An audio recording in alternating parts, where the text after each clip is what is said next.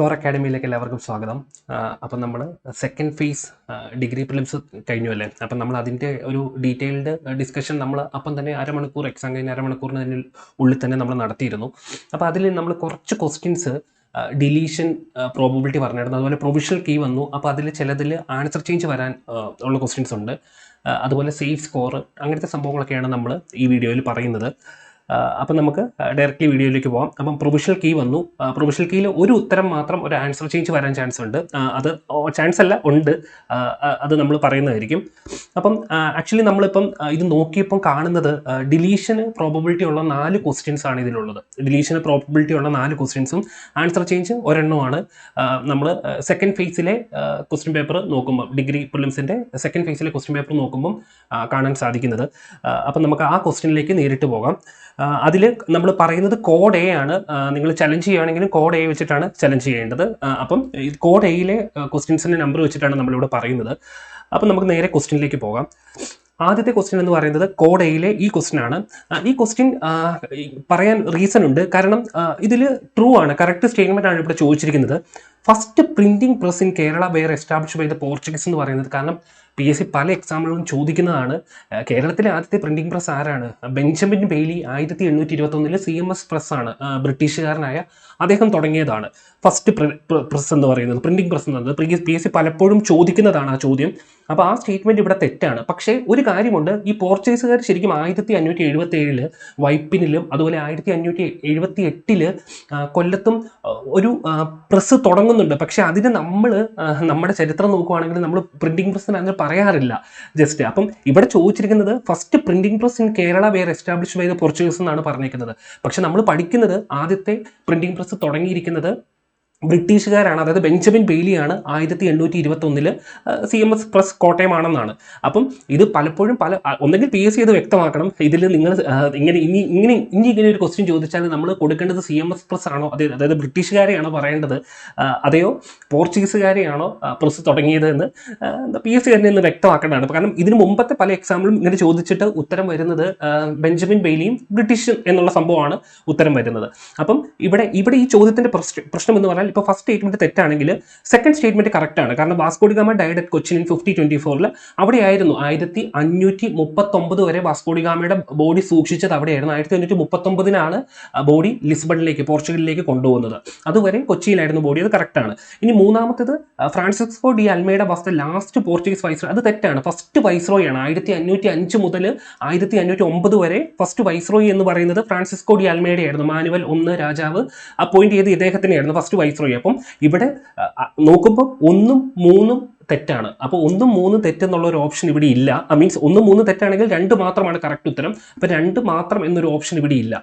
അപ്പം ഇതിൻ്റെ പ്രശ്നം എന്ന് പറഞ്ഞാൽ, ഈ ചോദ്യം നിങ്ങളിപ്പം നിങ്ങൾ മീൻസ് 1 and 2 കറക്റ്റ് എന്നുള്ള രീതിയിൽ പറഞ്ഞാൽ, ഇനി ഭാവിയിൽ PSC ഇനി ചോദ്യം ചോദിക്കുമ്പോൾ, അതായത് ഫസ്റ്റ് പ്രിന്റിംഗ് പ്രസ് ഏതെന്ന് ചോദിക്കുമ്പോൾ പോർച്ചുഗീസുകാരാണോ ബ്രിട്ടീഷുകാരാണോ തുടങ്ങിയെന്ന് ചോദിക്കാൻ നമുക്കത് കൺഫ്യൂഷൻ വരും.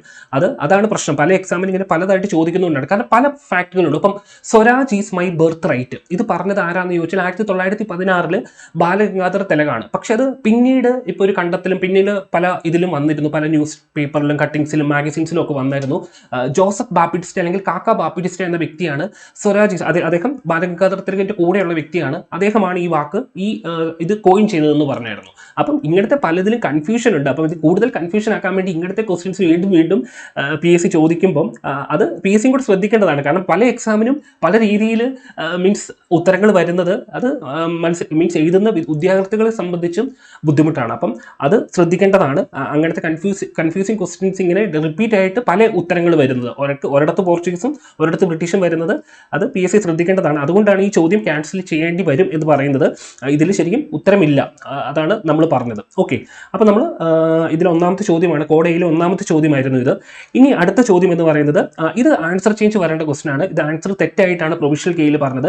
Head quarters of eastern railway 14ാമത്തെ ചോദ്യത്തിന് ഉത്തരം A എന്നാണ്, ഗുവാഹട്ടി എന്നാണ് പറഞ്ഞത്. ഗുവാഹട്ടി അല്ല, കൊൽക്കത്തയാണ്. ഓപ്ഷൻ ഡിയിലേക്കാണ് ഉത്തരം പോകേണ്ടത്. ഓപ്ഷൻ ഡി ആണ് ഉത്തരം. അതെന്തായാലും ചേഞ്ച് ചെയ്ത് വരും. അത് ഓപ്ഷൻ ഡിയിലേക്കാണ് പോകേണ്ടത്. ആൻസർ ചേഞ്ചിൽ അത് മാത്രമേ നമ്മൾ നോക്കിയിട്ട് കണ്ടുള്ളൂ. ഓക്കെ, അടുത്തത് ഇനി ഇന്ത്യൻ എക്കോണമിയായിട്ട് ബന്ധപ്പെട്ട് നല്ലൊരു ചോദ്യമായിരുന്നു. പക്ഷേ ഇതിൽ ഇവർ നോട്ട് കറക്റ്റ് എന്നാണ് ചോദിച്ചത്. ഇതേ സമയത്ത് കറക്റ്റ് എന്ന് ചോദിക്കുമായിരുന്നെങ്കിൽ ഈ ചോദ്യം ഓപ്ഷൻ ഡിയിലേക്ക് എത്തുമായിരുന്നു. പക്ഷേ ഇവിടെ ഓപ്ഷൻ ഒരു ഉത്തരമില്ല. കാരണം ഓപ്ഷൻ എ, ആദ്യത്തെ ഓപ്ഷൻ കറക്റ്റ് ആണ്. അഗ്രികൾച്ചർ ഡെയിലി ആക്ടിവിറ്റീസ് എന്ന് പറഞ്ഞാൽ 1/5 ആണ്, ഏകദേശം 20%, 18% അടുത്ത് വരും. അത് കറക്റ്റ് ആണ് ആ സ്റ്റേറ്റ്മെന്റ്. അതുപോലെ രണ്ടാമത്തെ സ്റ്റേറ്റ്മെന്റും വർക്ക് ഫോഴ്സിൽ 50%, അറൗണ്ട് 48% ഒക്കെ വരും. അതും കറക്റ്റ് ആണ്. പക്ഷേ ഇവിടെ ഇൻകറക്റ്റ് എന്ന് ചോദിച്ചപ്പോൾ neither 1 or 2, A or B, neither A or B എന്നാണ് വരേണ്ടത്. പക്ഷേ ഇവിടെ അങ്ങനെയല്ല വന്നിരിക്കുന്നത്. അങ്ങനെ ഒരു ഓപ്ഷൻ ഇല്ല. അതുകൊണ്ട് ഈ ചോദ്യവും ഡിലീറ്റ് ചെയ്യേണ്ടി വരും. ഓക്കെ, അപ്പം ഇതും അങ്ങനെ ഒരു ക്വസ്റ്റ്യൻ ആണ്. നല്ല ക്വസ്റ്റ്യൻ ആയിരുന്നു, പക്ഷെ അവർ ഫ്രെയിമിങ് മോശമായി പോയി. അതുപോലെ അടുത്ത ഡിലീഷൻ ക്വസ്റ്റ്യൻ എന്ന് പറഞ്ഞാൽ ഇതിനും ഉത്തരമില്ല. മാത്സിലെ ക്വസ്റ്റ്യൻ ആണ്, 65ാമത്തെ ക്വസ്റ്റ്യൻ ആണ്. ഇതിന് ഉത്തരമില്ല. 65ാമത്തെ ക്വസ്റ്റ്യൻ, ഈ ക്വസ്റ്റ്യനും ഉത്തരമില്ല, 65. പിന്നെയുള്ള question option means question number 66 ആണ്, 66 ആണ് ക്വസ്റ്റ്യൻ നമ്പർ. ഈ ക്വസ്റ്റ്യനിൽ ഉത്തരമില്ല എന്ന് പറഞ്ഞാൽ 2 ഉത്തരത്തിലേക്ക് പോകാൻ പറ്റും. ബി ഓർ സി ഉത്തരത്തിലേക്ക് പോകാൻ പറ്റും. കാരണം 2 ഉത്തരം വരാം. ഇതിൻ്റെ അത് grandson or granddaughter വരാം. PSC തന്നിരിക്കുന്നത് ബി ആണ്. മൾട്ടിപ്പിൾ ഉത്തരം വന്നതുകൊണ്ട് ഓപ്ഷൻ ഡിയിലേക്ക് പോയിക്കൂടെ എന്ന് ചോദിക്കാം. പക്ഷേ ഡി കറക്റ്റായിട്ട് ഇങ്ങനെ വരുമ്പോൾ ഒരു കൺഫ്യൂഷൻ വരുമ്പോൾ, എന്ന് വെച്ച് PSC ഇപ്പോൾ ഓപ്ഷൻ ഇട്ടേക്കുന്നത് ഓപ്ഷൻ ബി ആണ്. അപ്പം എന്തായാലും തെറ്റാണ്. അപ്പം എന്തായാലും ഈ ചോദ്യവും ഡിലീറ്റ് ചെയ്ത് പോകേണ്ടതാണ്. ഡി എന്നത്, കാരണം ഈ 2 ഇത് വരുന്നതുകൊണ്ട് ഡി എന്നതും കൺഫ്യൂഷനാണ്. ഈ ക്വസ്റ്റ്യൻ ഡിലീറ്റ് ചെയ്യേണ്ട ക്വസ്റ്റ്യൻ തന്നെയാണ്, കാരണം ഉത്തരമില്ല. അപ്പം നമ്മൾ പറഞ്ഞതിൽ 4 ക്വസ്റ്റ്യൻ ആണ് ഡിലീഷനും, ഒരെണ്ണം ഒരു ക്വസ്റ്റ്യൻ ആൻസർ ചേഞ്ചുമാണ് നമ്മൾ പറഞ്ഞതിൽ ഉള്ളത്. ഓക്കെ, അപ്പം നമ്മൾ പറഞ്ഞു ഇത്രയുമാണ് ഇതിൻ്റെ അകത്ത് ഈ ക്വസ്റ്റ്യൻ പേപ്പറിൽ നമുക്ക് പറയാനുള്ളത്. ഓക്കെ, അപ്പം ക്വസ്റ്റ്യൻസ് ശ്രദ്ധിക്കുക. അപ്പം PSC ശ്രദ്ധിക്കേണ്ട ഒരു കാര്യമാണ്, ഞാൻ പറഞ്ഞു ഇപ്പം പ്രിന്റിംഗ് പ്രസ് അതുപോലത്തെ ക്വസ്റ്റ്യൻസ്, ഇങ്ങനത്തെ ക്വസ്റ്റ്യൻസ് ചോദിക്കുമ്പോൾ ഒന്നെങ്കിൽ അതിൽ എന്തെങ്കിലും ഒരു വ്യക്തത വരുത്തുക, ഇയറോ അങ്ങനെ എന്തെങ്കിലും സ്പെസിഫിക് ആക്കിയാൽ മീൻസ് ഉദ്യോഗാർത്ഥികൾക്ക് അത് ബുദ്ധിമുട്ട് വരത്തില്ല. ഇപ്പം ഓക്കെ, ഇപ്പം ഒരു ഉദാഹരണത്തിന് ഒരു ചോദ്യം ചോദിക്കുകയാണെങ്കിൽ ഒരു മലയാളിയായ ആദ്യമായിട്ട് ഭാരതരത്ന കിട്ടിയ വ്യക്തി ആരാണെന്ന് ചോദിച്ചാൽ, കാരണം അതപ്പം മലയാളി എന്നത് കേരളത്തിൽ ജനിക്കുന്ന വ്യക്തിയെയാണോ ഉദ്ദേശിക്കുന്നത്? അങ്ങനെ പല ചോദ്യങ്ങളും നമുക്ക് വരാം. കാരണം മലയാളികൾ ആർക്കെങ്കിലും ഭാരതരത്ന കിട്ടിയിട്ടുണ്ടോ എന്ന് ചോദിച്ചാൽ MS സ്വാമിനാഥന് 2024 കിട്ടിയിരുന്നു. പക്ഷേ MS സ്വാമിനാഥനെയും ജനനം കൊണ്ട് മലയാളിയല്ല, അദ്ദേഹം ഒരു തമിഴ്നാട്ടുകാരനാണ്. പക്ഷെ മാങ്കൊമ്പ് സാംബശിവൻ, മാങ്കൊമ്പ് എന്ന് പറയുന്നത് മീൻസ് ആലപ്പുഴയിലെ ഒരു സ്ഥലമാണ്. അത് മാത്രമല്ല അതിനു മുമ്പും മലയാളികൾ, വേണമെങ്കിൽ MGRനെ നമ്മൾ മലയാളിയായിട്ട് കൂട്ടുവാണെങ്കിൽ MGRന് ഭാരതരത്ന കിട്ടിയിട്ടുണ്ട്. അപ്പം MGRനെ വേണമെങ്കിൽ പറയാം. പക്ഷെ അദ്ദേഹം ജനിച്ചത് ശ്രീലങ്കയിലായിരുന്നു. അപ്പം അങ്ങനെ പല കൺഫ്യൂഷനുള്ള ക്വസ്റ്റ്യൻസ് ചോദിക്കുമ്പോൾ കുറച്ചുകൂടെ സ്പെസിഫിക് ആയിട്ട് എന്തെങ്കിലും ചോദിച്ചാൽ ഈ കൺഫ്യൂഷൻ ഒഴിവാക്കാൻ സാധിക്കും. അത് PSCയിൽ ക്വസ്റ്റ്യൻസ് ഉണ്ടാക്കുന്നവർ ശ്രദ്ധിക്കേണ്ട ഒരു സംഭവമാണ്. അപ്പം നമുക്ക് പറയാനുള്ളത് 4 ക്വസ്റ്റ്യൻ ഡിലീഷനും ഒരു ആൻസർ ചേഞ്ചുമാണ് സെക്കൻഡ് ഫേസിൽ വരാൻ ചാൻസ് ഉള്ളത്. അതാണ് നമ്മൾ പറയുന്നത്. ഓക്കെ, അപ്പം അടുത്തത് ഒരു കാര്യം, നമ്മൾ കട്ട് ഓഫും സേഫ് സ്കോറിനെ പറ്റി പറയുകയാണെങ്കിൽ, കാരണം ഇത് ഒരു എക്സാം അല്ല, മൾട്ടിപ്പിൾ എക്സാംസ് ആണ് ഇതിൻ്റെ അകത്തുള്ളത്. അപ്പം ഇതിൻ്റെ കട്ട് ഓഫ് എന്ന് പറയുന്നത് പലതിനും പല രീതിയിലായിരിക്കും. നമുക്ക് കട്ട് ഓഫ് പ്രവചിക്കാൻ പറ്റത്തില്ല. കാരണം ഒരു 2 ഫേസ് ഇപ്പോൾ കഴിഞ്ഞിട്ടുള്ളൂ, 3ാമത്തെ ഫേസും കൂടെ കഴിഞ്ഞാൽ മാത്രമേ നമുക്ക് പറയാൻ പറ്റുള്ളൂ.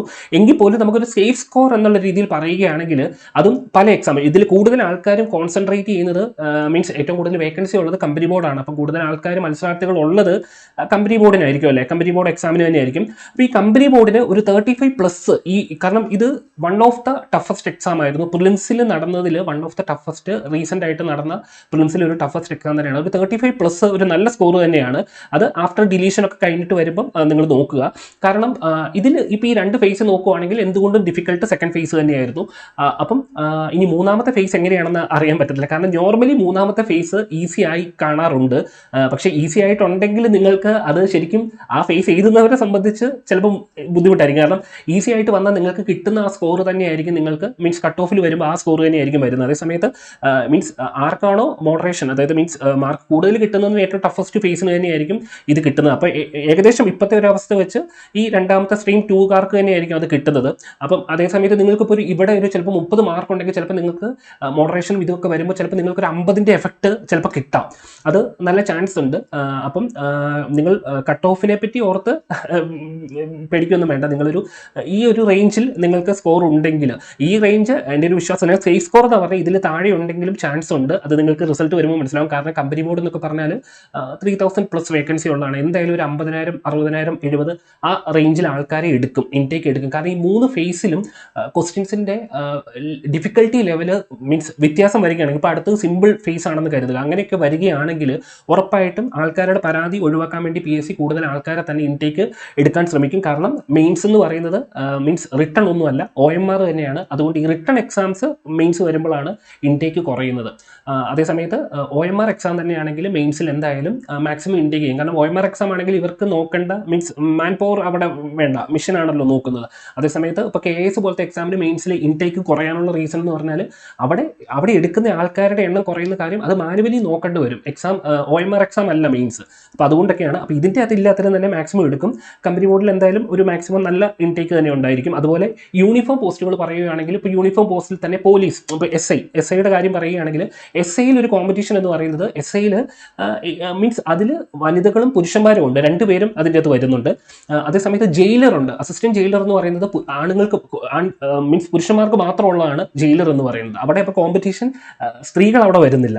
ഓക്കെ, അപ്പോൾ അങ്ങനെ വരുമ്പോൾ പലതിനും കട്ട് ഓഫ് കുറയും, മീൻസ് വേക്കൻസി ഒക്കെ ഒരു ഭാഗമാണ്. അപ്പോൾ അവിടെയും കട്ട് ഓഫ് അത് അഫക്റ്റ് ചെയ്യും, അതിൻ്റെ സംഭവം അഫക്റ്റ് ചെയ്യും.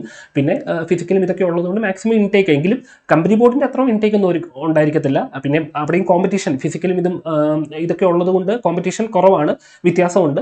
അപ്പം അവിടുത്തെയും ഏകദേശം ഈ ഒക്കെ റേഞ്ച് തന്നെയായിരിക്കാം അവിടുത്തെയും ഇത് പറയുന്നത്. പക്ഷേ നിങ്ങൾ ഒരു കാര്യം ഓർക്കണം, ചിലപ്പോൾ കട്ട് ഓഫ് എന്ന് പറഞ്ഞ് വരുമ്പം പറയുന്ന മാർക്ക് ഒരു 45 or 50 അങ്ങനെയൊക്കെ പറയാം. പക്ഷേ നിങ്ങൾക്ക് ഈ ഫേസിൽ, രണ്ടാമത്തെ ഫേസിൽ ഈ മാർക്ക് കിട്ടിയവർക്ക് ആ റേഞ്ചിലേക്ക് പോകും. അവരുടെ മാർക്ക് മീൻസ് ക്യുമുലേറ്റ് ചെയ്ത് അങ്ങോട്ട് മാറ്റും, ആ സ്കോറിലേക്ക് മാറും. അതാണ് നിങ്ങൾ കരുതേണ്ടത്. അല്ലാതെ ഈ ഫേസിൽ നിങ്ങൾ ഈ സ്കോർ നേടിയിട്ടുണ്ടെങ്കിൽ നിങ്ങൾ സേഫ് ആണെന്ന് തന്നെ വിചാരിക്കുക. ഓക്കെ, അതുപോലെ അസിസ്റ്റന്റ് ഡയറക്ടർ, ഇതിലുള്ള ഒരു ഗസറ്റഡ് പോസ്റ്റ് ആയിരുന്നു നാഷണൽ സയൻസിലെ അസിസ്റ്റന്റ് ഡയറക്ടർ. അതിൽ എത്രത്തോളം ഇൻടേക്ക് ഉണ്ടാവും അറിയത്തില്ല, കാരണം വേക്കൻസി വളരെ കുറവാണ്. അപ്പം അതിലും എങ്കിലും കോമ്പറ്റീഷൻ ഉണ്ടാക്കാൻ വേണ്ടി മാക്സിമം ആൾക്കാരെ എടുക്കുമെന്ന് തന്നെയാണ് വിശ്വസിക്കുന്നത്. നിങ്ങൾ ഒരു മീൻസ് ഒരു ആവറേജ് സ്കോർ നിങ്ങൾ ഇതിൽ പ്രിലിംസിൽ നേടിയിട്ടുണ്ടെങ്കിൽ എന്തായാലും ആവേണ്ടതാണ്, അതിലധികം സംശയമൊന്നുമില്ല. അപ്പം ആ വിശ്വാസത്തിൽ ഇരിക്കുക, നിങ്ങൾ പ്രിപ്പറേഷൻ എന്തായാലും കണ്ടിന്യൂ ചെയ്യുക. അതുപോലെ ഫേസ് 3-ലുള്ളവരോട് പറയാനുള്ളത്, കാരണം നോർമലി ഫേസ് 3 എന്ന് പറയുന്നത് അവസാനത്തെ ഫേസ് എന്ന് പറയുന്നത് എളുപ്പം പേപ്പറാണ് നോർമലി വരുന്നത്. പിന്നെ ഒന്നും പറയാൻ പറ്റില്ല, PSC ആണ്. ആദ്യത്തെ 2 ഫേസിലും ക്വസ്റ്റ്യൻസ് നല്ല രീതിയിൽ നല്ല ക്വസ്റ്റ്യൻസ് തന്നെയായിരുന്നു, നല്ല ക്വസ്റ്റ്യൻസ് തന്നെയായിരുന്നു.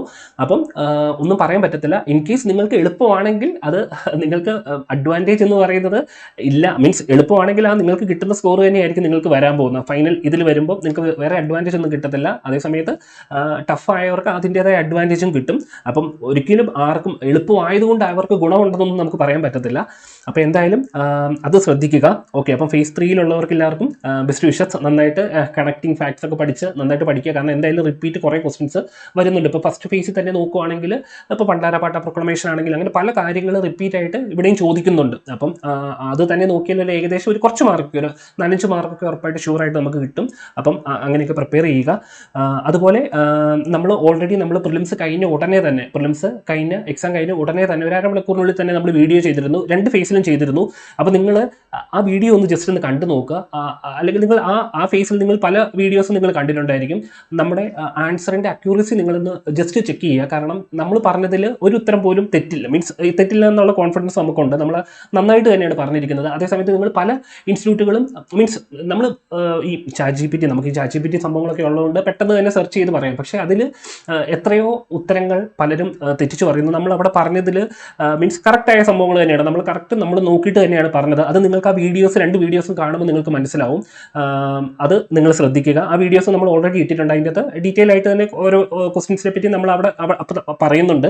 ഓക്കെ, അതുപോലെ നമ്മുടെ ഇൻസ്റ്റിറ്റ്യൂട്ട് സ്കോർ അക്കാഡമിനെ പറ്റി കേട്ടിട്ടുണ്ടായിരിക്കും. നമ്മൾ ടെക്നിക്കൽ ഇൻസ്റ്റിറ്റ്യൂട്ടിൽ കേരളത്തിലെ നമ്പർ 1 ഇൻസ്റ്റിറ്റ്യൂട്ട് തന്നെയാണ് ടെക്നിക്കലിൽ. ഇപ്പോൾ ഈ റീസെൻ്റ് ആയിട്ട് കഴിഞ്ഞ ആഴ്ച നടന്ന എക്സാമിൽ ആദ്യത്തെ 10 റാങ്കിൽ ഏകദേശം ഈ റാങ്കിലില്ല നമ്മുടെ ഇൻസ്റ്റിറ്റ്യൂട്ടിൽ നിന്നുള്ളവരാണ്. പക്ഷേ നമ്മൾ PSCയിലേക്ക് ഇപ്പം പുതിയതായിട്ട് വരികയാണ്. കേരള PSC എന്ന സംഭവത്തിൽ PSCയിലെ ടെക്നിക്കൽ ലെവൽ എക്സാം, അതുപോലെ RRB NTPC ഓൾറെഡി നമ്മളുണ്ട്. അപ്പം നമുക്ക് നമ്മുടെ സ്റ്റുഡൻസ് ആണ് നമ്മുടെ മീൻസ് ബ്രാൻഡ് അംബാസഡേഴ്സ്, അവരാണ് നമ്മളെ പറ്റി പറയുന്നത്. അപ്പം ഞാനിത് പറയാൻ കാരണം നമുക്കൊരു ചാനലുണ്ട്. ഇപ്പോൾ സ്കോർ PSCക്ക് നമുക്ക് സെപ്പറേറ്റ് മറ്റേ RRBക്ക് NTPC റെയിൽവേസിന് വേറെ ചാനലുണ്ട്. ഇപ്പോൾ PSCയുടെ ചാനൽ ഇപ്പോൾ സ്റ്റാർട്ട് ചെയ്തേ ഉള്ളൂ.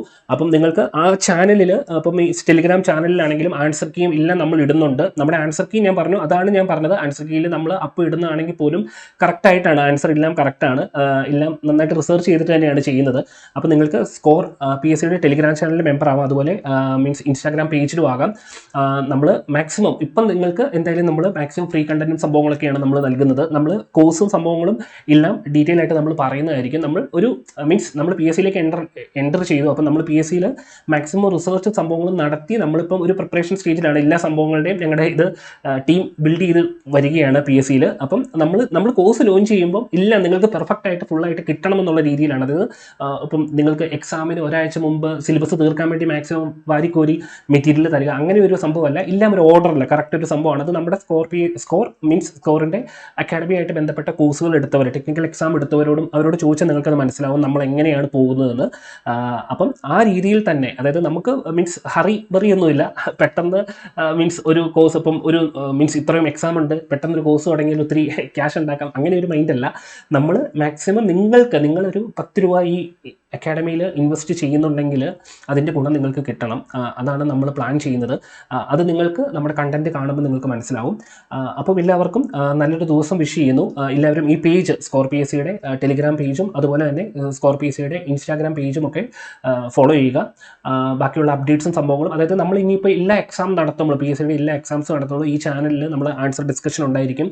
അതുപോലെ തന്നെ നമ്മളിപ്പോൾ ആൻസർ നമ്മളിപ്പം ഡിലീഷന് പ്രോബബിലിറ്റി ഉള്ള ക്വസ്റ്റിനും അതുപോലെ തന്നെ മീൻസ് ആൻസർ ചേഞ്ച് ഒക്കെ കറക്റ്റായിട്ട് പറഞ്ഞു. ഇത് പറയാനൊരു റീസൺ ഉണ്ട്. ഇപ്പം മൾട്ടിപ്പിൾ ആൾക്കാർ മീൻസ് ക്വസ്റ്റ്യൻസ് ചലഞ്ച് ചെയ്യുമ്പോൾ, അതായത് ഒരാവശ്യമില്ലാത്ത ക്വസ്റ്റ്യൻ ചലഞ്ച് ചെയ്യുമ്പോൾ ശരിക്കും ഡിലീറ്റ് ചെയ്യപ്പെട്ട് പോകേണ്ട ക്വസ്റ്റ്യൻസ് പലതും ഡിലീറ്റ് ചെയ്ത് പോകുന്നില്ല. അത് ഇങ്ങനെ പലരും, അതായത് എനിക്ക് തെറ്റിയ ഉത്തരം മീൻസ് ഞാൻ ചലഞ്ച് ചെയ്യുന്നുള്ള ഇതിൽ പോകുമ്പോൾ പി എസ് സിക്ക് ഒത്തിരി ഇപ്പം ഒരു മോർ ദാൻ 30 ചലഞ്ചൊക്കെ വരുമ്പോഴത്തേന് ഇവർ ആ സീരിയസ്നെസ് കൊടുക്കത്തില്ല. ശരിക്കും ചലഞ്ച് മീൻസ് ഡിലീറ്റ് ആയി പോകേണ്ട ക്വസ്റ്റ്യൻ ഡിലീറ്റ് ആയി പോകാതിരിക്കുകയും പോകേണ്ടാത്ത ക്വസ്റ്റ്യൻ പോവുകയും ചെയ്യുന്ന ഒരു രീതിയുണ്ട്. അത് കുറയ്ക്കാൻ വേണ്ടിയൊക്കെ തന്നെയാണ് നമ്മൾ ഇത് ഇപ്പം പറഞ്ഞത്. കറക്റ്റായിട്ട് പോകേണ്ട സമയം ഇതിൽ ശരിക്കും വേറെ കുറേ ക്വസ്റ്റ്യൻസും ചിലത് വേണമെങ്കിൽ പറയാം, പക്ഷേ എങ്കിൽ പോലും അതിൽ ഒരു നോക്കുമ്പം അതിൽ വലിയ മിസ്റ്റേക്ക് ഇല്ല. അതുകൊണ്ടാണ് നമ്മൾ അത് മെൻഷൻ ചെയ്യാത്തത്. അതേസമയത്ത് എന്തായാലും ഡിലീറ്റ് ചെയ്യേണ്ട സംഭവം, കാരണം അത് പഠിച്ചവർക്കാണെങ്കിലും ഇപ്പം ഈ നമ്മുടെ പോർച്ചുഗീസിൻ്റെ കാര്യം ആദ്യത്തെ ക്വസ്റ്റ്യൻ നമ്മളത് പറഞ്ഞു. ആ ക്വസ്റ്റ്യനിൽ ഫസ്റ്റ് സ്റ്റേറ്റ്മെൻറ്റ് കാണുന്ന ഒരു വ്യക്തി, പഠിച്ച ഒരാൾ ഫസ്റ്റ് സ്റ്റേറ്റ്മെൻറ്റ് നന്നായിട്ട്, ഇപ്പം ഫസ്റ്റ് പ്രിൻറ്റിംഗ് പ്രസ് എന്ന് പറഞ്ഞാൽ CMS പ്രസ്സാണ്, ബെഞ്ചമിൻ ബെയ്ലി എന്ന ബ്രിട്ടീഷുകാരൻ തുടങ്ങിയതാണെന്ന് കാണുന്ന വ്യക്തി ചിലപ്പോൾ സെക്കൻഡും തേർഡ് സ്റ്റേറ്റ്മെൻറ്റ് വായിക്കാൻ പോലും ചാൻസ് ഇല്ല. ഫസ്റ്റ് സ്റ്റേറ്റ്മെൻറ്റ് കളഞ്ഞു കഴിയുമ്പോഴത്തേനും ഓപ്ഷൻ 2, 3 എന്നുള്ള രീതിയിലേക്ക് അങ്ങ് ഉത്തരത്തിലേക്ക് പോകാം. കാരണം 1.25 മണിക്കൂറാണ് പ്രിലിംസ് ഉള്ളത്. അപ്പോൾ ആ സമയത്ത് മാക്സിമം സ്പീഡ് ചെയ്യാൻ വേണ്ടി ശ്രമിക്കുമ്പോൾ മൊത്തം ഫുള്ളായിട്ട് വായിച്ച് നോക്കണമെന്ന് ചാൻസ് ഇല്ല. അപ്പോൾ അങ്ങനെയൊക്കെ എടുക്കുമ്പം അതാണ് ഞാൻ പറഞ്ഞത്, പി എസ് സി ഇങ്ങനത്തെ ചോദ്യങ്ങൾ ചോദിക്കുമ്പോൾ ശ്രദ്ധിക്കണമെന്ന് പറയുന്നത്. കാരണം കുറച്ചും കൂടെ ഒന്ന് മീൻസ് വ്യക്തമാക്കണം. കാരണം പല എക്സാമിനും പല ഉത്തരം വരുന്നതുകൊണ്ടാണ് നമ്മൾ ഈ കാര്യം പറയുന്നത്. അപ്പം ഇതൊക്കെ നിങ്ങൾ മനസ്സിൽ ഓർക്കുക. അപ്പോൾ ഈ കാര്യം നിങ്ങൾ ഓർക്കുക, പേജിൻ്റെ കാര്യം നിങ്ങൾ ഓർക്കുക, സബ്സ്ക്രൈബ് ചെയ്യുക, ഫോളോ ചെയ്യുക. ഓക്കെ, അപ്പോൾ എല്ലാവർക്കും നല്ലൊരു ദിവസം വിഷ് ചെയ്യുന്നു. അതുപോലെ തേർഡ് ഫേസുകാർക്ക് എല്ലാവിധ ആശംസകളും. ഓക്കെ, അപ്പോൾ എന്തായാലും കാണാം. Thank you.